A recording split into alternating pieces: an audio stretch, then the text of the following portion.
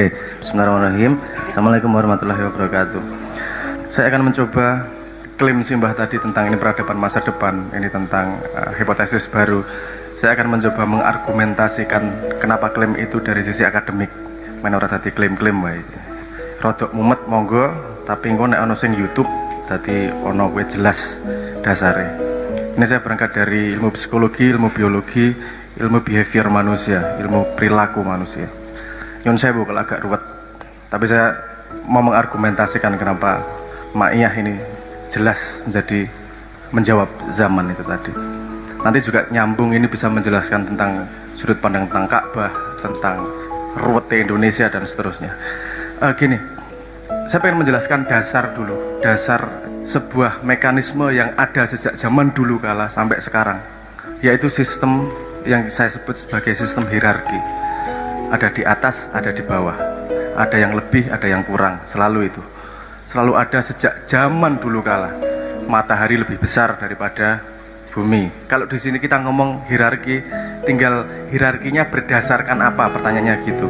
Misalnya soal warna kulit, mesti ono sing luwih ireng, mesti ono sing luwih putih. Soal kejombloan, mesti ono sing akut banget dan ada yang baru pemula, misalnya gitu. Jadi selalu ada yang namanya hierarki. Saya juga melihat Tuhan membuat misalnya surga 7 tingkat, neraka 7 tingkat, langit 7 tingkat, bumi 7 tingkat dan seterusnya. Itu ada di mana-mana ternyata.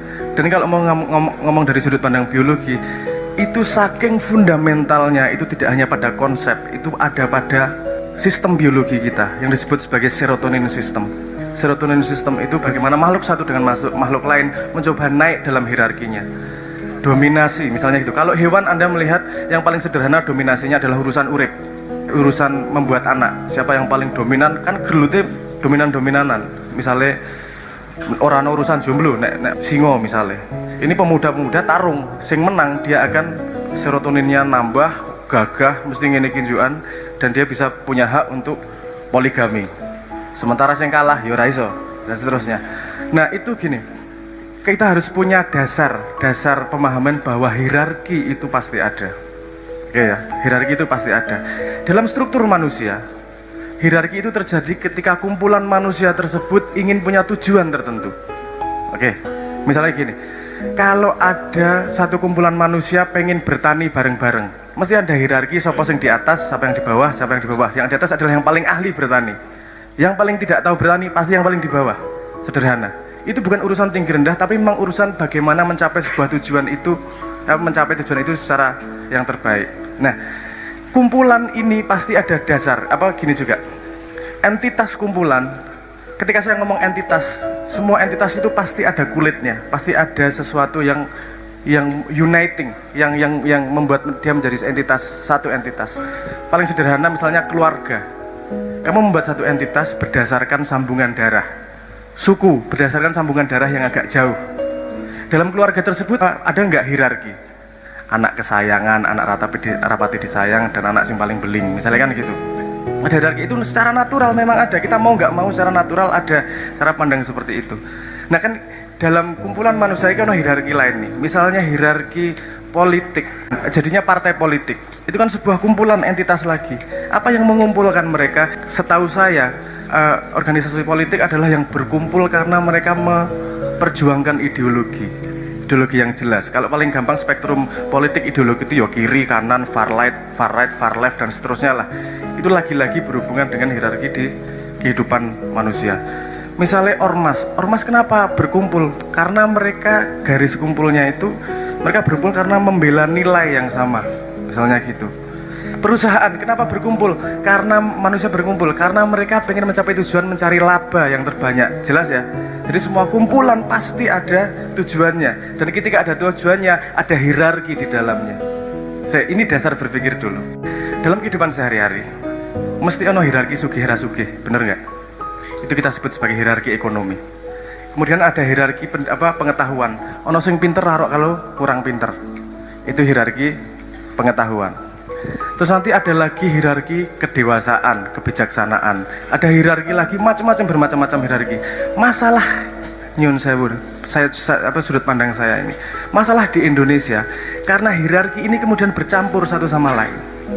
Misalnya gini, hierarki kepandaian itu urusannya siapa yang paling pandai. Si yang paling pandai diangkat jadi PhD, kemudian profesor, itu kan hierarki kepandaian. Tapi ketika PhD atau profesor ini bisa dibayar oleh duit, dia berubah menjadi hierarki ekonomi nih. Paham maksud saya? Orang yang paling menjaga ideologi, ketika dia bisa dibayar oleh duit, jadinya hierarki ekonomi nih. Kita kalau semua sudah nggak ada, sekarang Indonesia paling banyak hierarkinya ekonomi, karena apapun bisa dibayar oleh duit. Sehingga orang yang paling kaya adalah orang yang paling dihormati. Rancu hierarkinya. Wong kumpulan menjaga nilai kok ngurusi politik, misalnya gitu. Kok orang kumpulan menjaga perusahaan untuk mencari laba, itu kemudian dia masuk ke hierarki politik. Itu dia sudah keluar dari hierarki dasarnya. Nah, ini ada hierarki interaksi di luar. Kan kita saling satu manusia dengan manusia, yang lain kan ono hierarki. Itu kenyataan yang ada sekarang. Maiyah masuk di mana? Ada bedanya hierarki manusia dan hierarki yang diajarkan oleh agama. Kalau agama hierarkinya tidak keluar, kamu tidak banding sama orang lain, tapi hierarkinya ke dalam diri sendiri, yaitu kamu lebih baik dari kamu yang kemarin. Kan sederhana itu. Bukan banding siapa, bukan banding siapa, bukan banding siapa, tapi kamu ke dalam dirimu sendiri, kamu lebih baik enggak? Karena lebih baik itu juga tergantung hierarki dalam pikiranmu. Ono meneh iki. Nyun sewu rada ruwet. Ada hierarki dalam dirimu. Contohnya gini sederhana. Nek ono wong tabrakan jatuh di tengah jalan, ada yang tiba-tiba nyopet jikok dite. Ada enggak? Enggak menolong nomor satu. Nomor satu adalah jikok dite. Nomor dua adalah menolong. Misalnya ada reaksi yang berbeda dari behavior itu. Apa yang terjadi? Orang yang nyolong dalam pikirannya, hierarki teratas paling pentingnya adalah akses ekonomi. Jadi perilaku nomor satu adalah nyolong.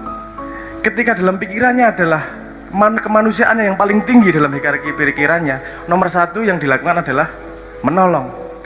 Nah, agama, karena Islam ngomongin gini, ilmu kuwi kelakone kanthi laku.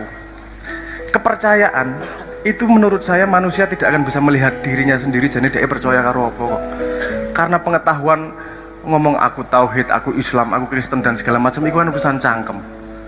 Tapi saya percaya kepercayaan adalah sesuatu yang kamu lakukan pada kelakuan setiap hari.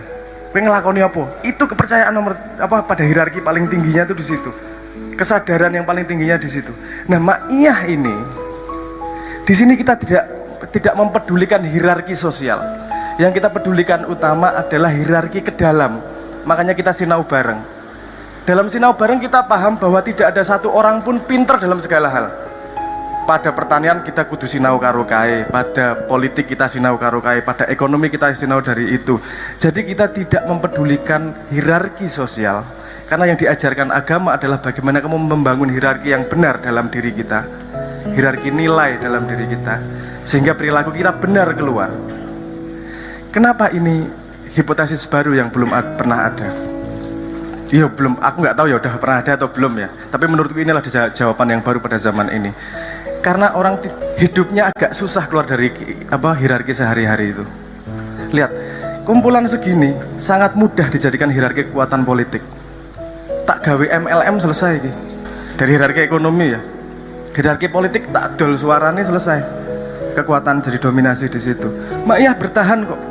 Bahkan tidak mau membuat dirinya membuat garis itu tadi loh, membuat kita sama-sama menjunjung apa sih orang. Yang kita junjung adalah bagaimana menata hierarki di dalam diri kita, sehingga yang paling atas ki Gusti Allah, sehingga yang paling atas adalah kesadaran ilahiyah. Outputnya nanti akan otomatis di luar.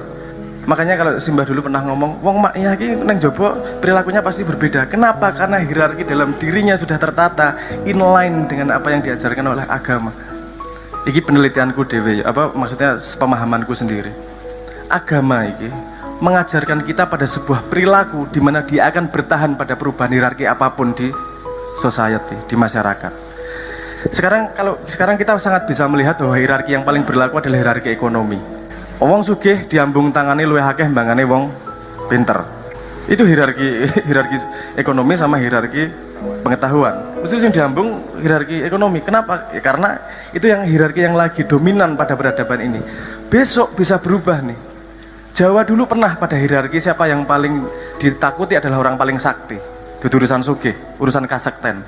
Kemudian kita ke hierarki ekonomi yang dominan. Engko ono meneh pada hierarki apa? Zaman berubah terus.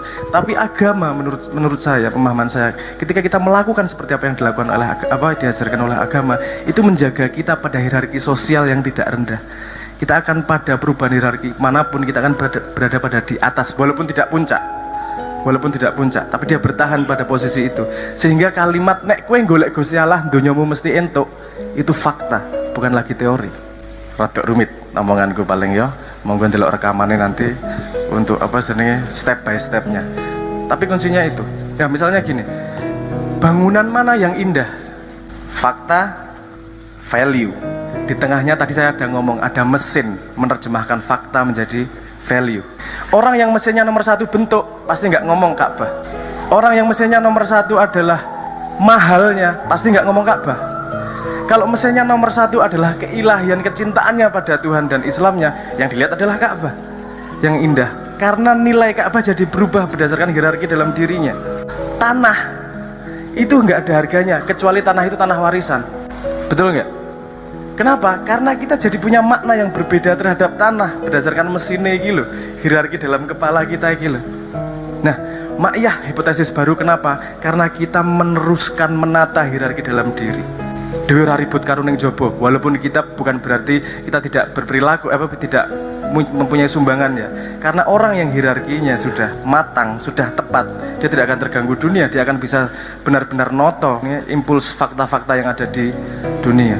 Dan gini juga, nomor satu yang menumbuhkan sebuah peradaban adalah bagaimana dia tidak bisa dipecah belah kumpulan manusia kuwi. Nah, ini David et Impera, kuwi penerjemahan iki simple.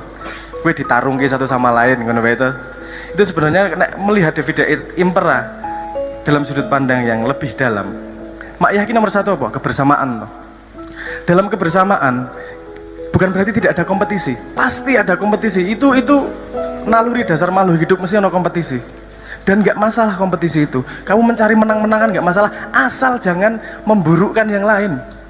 Kenapa? Karena ketika kamu mensabotase yang lain, kekuatanmu sebagai komunal akan turun. Gini contohnya, kuen duwe 5 karo duwe 5. Untuk menang kompetisi ada 2 jalan. Menurunkan musuhmu menjadi 3 atau menaikkan dirimu jadi 7. Paham ya? 7 sama 5 kamu menang, 5 sama 3 kamu menang. Tapi kalau 5 sama 3, ketika kamu jadi kumpulan yang lebih besar, jumlahmu cuma 8. Kamu melemahkan dirimu sendiri. Kalau 7 sama 5 kamu menangnya, totalnya jadi 12. Secara komunal jauh lebih besar. Jadi persaingan di dalam yang menghancurkan musuhmu, efeknya pasti akan melemahkanmu secara lebih luas. Jadi nek ribut Prabowo karo Jokowi ini sampai menghancurkan satu sama lain, secara Indonesia kita akan jauh lebih lemah. Karena kita akan pecah, kita akan ribut sendiri, karena kita menghancurkan saudara kita. Contoh lain misalnya, tinju itu ada peraturan orang untuk ngantem ndok misalnya. Orang untuk ngantem kui, kenapa? Kalau itu boleh, wong ngantem-nganteman kui mencari cara bagaimana ngantem kui tidak menguatkan dirinya. Betul nggak? Dan efeknya yang diantem kui ra iso tarung meneh. Efek besarnya rano sing gelem dadi wong tinju, dan semakin sedikit talentnya, tinju akan mati dengan waktu pendek. Sehingga dibuat peraturan agar fair yang namanya kompetisi di dalam. Output dari kompetisi di dalam adalah menguatkan komunal secara lebih besar. Paling gampang dulu juga misalnya saya kayak contoh liane bal-balan. Ada kompetisi lokal, kompetisi Indonesia. Menang-menangan dan seterusnya. Kalau mereka semua berjalan tanpa ada kecurangan, nanti akan kelihatan siapa potensi-potensi terkuat. Efeknya timnas kita akan jauh lebih kuat. Kalau kompetisinya wis ora adil, wis melakukan kecurangan, pokoknya kayak disabotase, kayak diinjuri dan seterusnya, pasti ada yang menang dalam kompetisi lokal. Tapi efeknya timnasnya pasti keok, kalahan, karena bukan kualitas terbaik di situ. Hierarki yang terjadi tidak jujur. Hierarki yang terjadi adalah manipulasi. Efeknya secara komunal kita akan jauh lebih lemah. Efeknya ketika kita naik panggung, kita akan jauh lebih lemah. Yang makyah lakukan bukan ikut dalam hierarki tersebut, tapi menyiapkan dalam diri manusianya sehingga hierarkinya sehat. Kabeh kuwi kebodohan apa dan segala macam itu akarnya satu. Kalau saya melihat cuman hierarkinya memang dalam dirinya ora cetok. Gue sing paling dhuwur ki apa toh? Karena hierarki dalam dirinya masih terpengaruh oleh yang di luar, belum daulat dirinya sendiri. Yang dibangun Ma'iyah adalah kedaulatan dalam manusianya. Kita tidak membangun identitas, politik identity. Kita tidak membangun kekuatan identitas Ma'iyah. Yang kita bangun adalah kekuatan individu Ma'iyah. Kekuatan individu orang-orangnya, bukan kekuatan komunalnya. Kekuatan komunal adalah efek samping ketika individunya menjadi yang lebih baik. Nah, itu hipotesis yang nyun sewu belum banyak dilakukan itu. Wong persaingan aja belum paham konsep besarnya kok. Indonesia sudah punya konsep besar yang namanya gotong royong. Tapi lagi-lagi saya kembali ke kalimat awal saya tadi. Konsep kalau cuma jadi konsep dan tidak dilakukan dengan benar, ya meng konsep, itu tidak menjadi kepercayaan, tidak naik pada hierarki dalam dirinya. Nek sing wong akademisi waconen psikologi lah, waconan serotonin sistem, dopamin sistem, dan seterusnya, bagaimana itu sambungannya. Dan saya sangat bisa membuktikan secara akademis bahwa Ma'iyah ini adalah hipotesis baru. Mungkin kalau saya ngomong di sini agak ruwet, tapi aku tidak ingin diremehkan oleh orang-orang yang merasa hierarkinya tinggi dalam universitas.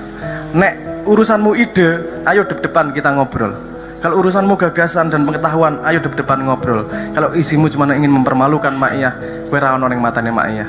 Kenapa? Karena Ma'iyah ora penting pendapatmu terhadap Ma'iyah. Kamu hanya ingin memalukan Ma'iyah. Kamu hanya ingin mengejek-ejek Ma'iyah di sosial media. Kamu tidak menawarkan apapun, kamu tidak mengadu gagasan. Kalau mengadu gagasan, kita sangat senang hati berdiskusi. Kenapa?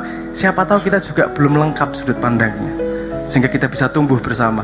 Siapapun mau Ma'iyah, mau di luar Ma'iyah, kalau mau tumbuh bersama, ayo kita bangun manusianya, kita bangun hierarki diri, sehingga nanti se-Indonesia kita bisa bersama-sama untuk gotong royong dan mengaplikasikan itu secara sungguh-sungguh. Matur nuwun. Assalamualaikum warahmatullahi wabarakatuh.